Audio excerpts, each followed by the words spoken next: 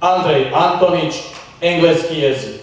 Daniel Barišić, fizika i stolni tenis. Rebeka Bešter, hrvatski jezik. Patricija Burić, biologija. Mihael Gazin, geografija. Antonio Mabić, matematika i fizika. Marka Matešić, hrvatski jezik i fizika. Lovro Podoljak, futsal. Leon Romić, stolni tenis.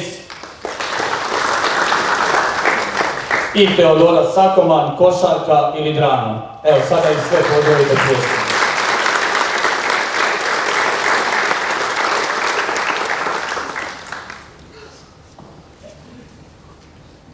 Evo, može i fotografiranje.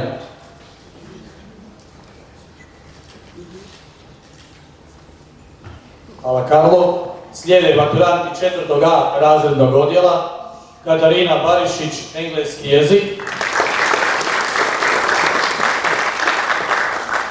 Veronika Černušak, odbojka, stolni tenis, povijest i grčki jezik.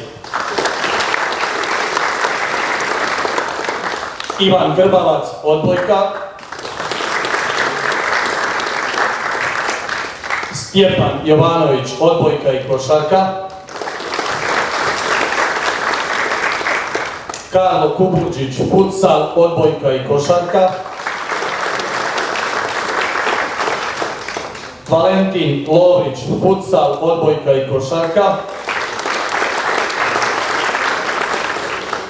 Jakov Margeta, odbojka, stolni tenis i badminton.